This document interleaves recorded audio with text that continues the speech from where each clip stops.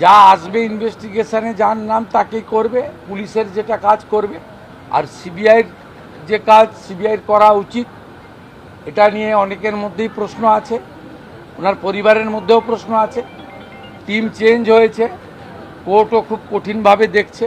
আমরা মনে করি যে অনেক জিনিসের বিচার সময় লেগেছে, কিন্তু বিচার পেয়েছে।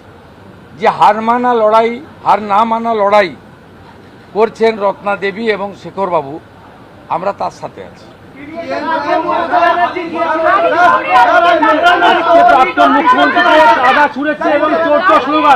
প্রথম কথা বলি শুনুন, উনি জেড প্লাস ক্যাটাগরি পান, আমরা উইথড্র করিনি। ডাইরেক্টর অফ সিকিউরিটির সিনিয়র অফিসার এখানে আছেন, আমার সিকিউরিটির জন্যই আছেন। দেখুন, আমি ওনাকে নেমেই জিজ্ঞেস করেছিলাম, জি ইজ দেয়ার এনি কমিউনিকেশন? তারা বলেছেন কমিউনিকেশন আমাদের কাছে ছিল না। তবুও আমি টিভি ছবিতে যেটুকু দেখেছি, সিনিয়র পুলিশ ডিসির নেতৃত্বে পুলিশরা তাকে প্রপারলি সাপোর্ট দিয়েছে। এবং আমি বিজেপির কোনো পরিচিত মুখকেও দেখিনি, ঝান্ডাকেও দেখিনি।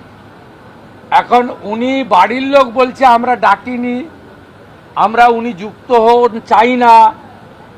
আর উনি বলছেন যে আমি মানে ওই কার্বাইড দিয়ে কাঁটা আম পাকানো হয় না, জামাই ষষ্ঠীর আগে বেশি হয়, তা উনি জোর করে ঢুকে চাইছেন যে লকআপে মেরে দিয়েছে, বিজেপি মেরে দিয়েছে, তৃণমূলের সম্পদ। আর বাড়ির লোক বলছে যে আমার তো প্রশাসন পুলিশের উপরে স্যাটিসফাইড, আমরা রহস্য উন্মোচন হোক চাই। লকআপে ছিল সেই অবস্থায়, পিটিয়ে মেরেছেন, অসুস্থ, এর বিচার চাই। এবং লোকাল সরকার এবং পুলিশই আমাকে বিচার দিতে পারবে, মমতা ব্যানার্জি বিচার দিতে পারবে না, তার বাড়ির লোক বলছে। আর আপনি ওখানে ছুটির দিন একজন লয়ারকে সঙ্গে নিয়ে রাজনীতি করতে গেছেন পুলিশকে না জানিয়ে।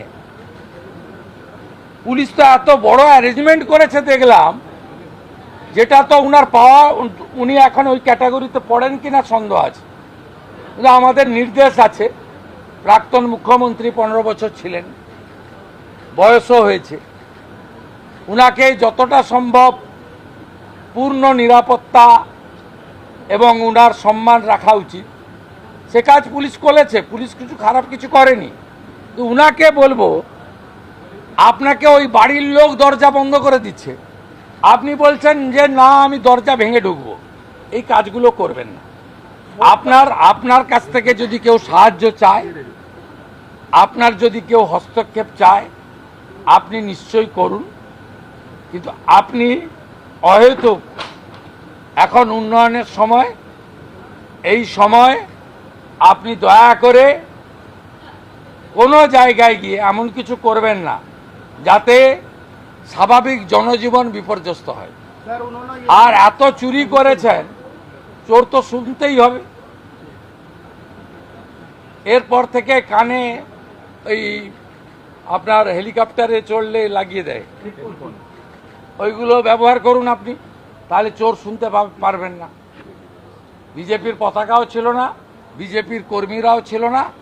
এত বিপুল জনরস, আপনি তো আজকে অভয়ার বাড়িতে যেতে পারতেন ক্ষমা চাইতে, একটা গামছা নিয়ে যেতে পারতেন, গলায় গামছা দিয়ে বলতে পারতেন, এটার উপর দিয়েই তো গেছেন। রত্নাদি ভুল করেছি, ক্ষমা করুন। আমার বিশ্বাস ইনি ক্ষমা করে দিতেন হয়তো, বা করতেন কিনা আমি জানি না। তা না করে আপনি ওখানে গেছেন। যেদিন আপনি অভয়াকে একটা স্টেট হসপিটালের ভিতরে মেরেছিলেন, প্রমাণ লুপাট করতে গেছিলেন, 10 লাখ টাকা দিয়ে কিনতে গেছিলেন, সেদিন আপনার গাড়িতে কাদা মাখাবে না কি ফুল